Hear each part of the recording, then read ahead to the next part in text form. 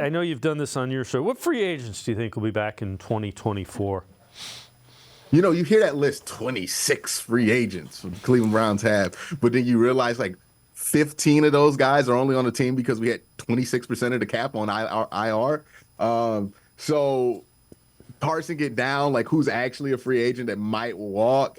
Za'Darius Smith is somebody that I think might be back, but I'm not 100% sure. And then the only one that I'm pretty sure is not going to be back is like Anthony Walker, right? Like, though that's a guy where I'm like, I don't really see a role for him on this team. But even somebody like Nick Harris, do they see him as a fullback or do they see him as somebody that they just could play at fullback while they had no other solutions for that position?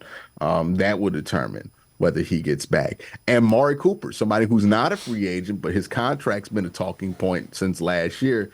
Do they decide, hey, we're just going to give him the extension to lower that cap number or restructure to lower that cap number? Or do they decide to move on because the cap number is going to be too high on him?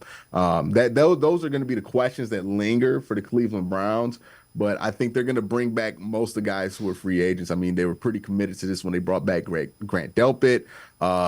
They're going to bring back most of these guys. I think Jordan Elliott stays, and I think also you probably get a return of Amari Cooper. Yeah, I would be, just because the drop off between production with your top wide receiver Amari Cooper and the next, I don't even know who I guess it's probably your tight end. They need wide receiver help. They need a big time wide receiver to step up and give Deshaun Watson some more playmakers.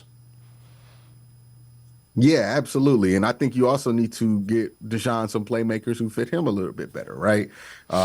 So it all comes down to that, right? Maybe you need to get some guys who are familiar with Deshaun, like a Mike Williams who will be available, who he played with in college, or DeAndre Hopkins, who he played with in the NFL. It's also confusing because DeAndre Hopkins, also a Clemson grad, did not play with Deshaun Watson in college, though.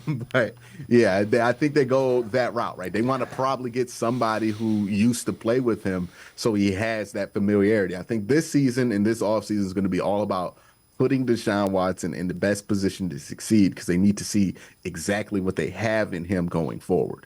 Yeah, and he's played 770 snaps, exactly 770 for the Browns. So 2 years, you've got less than what is usually 1 year from a quarterback.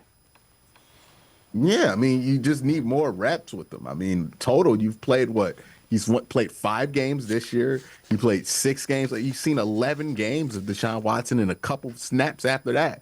You just haven't seen enough. Like if he had 1 season with the team, we would feel pretty good with what we saw out of him. That's 17 games. We're not even there yet with Deshaun Watson. So we'll see where he is. But I think they really feel like, hey, we need to give this a really good try. No excuse. Going to make sure he's in the perfect situation for him, everything that he needs. And if he can't succeed with that, then I think they'll start to make the moves to get an upgraded quarterback like Andrew Berry usually does.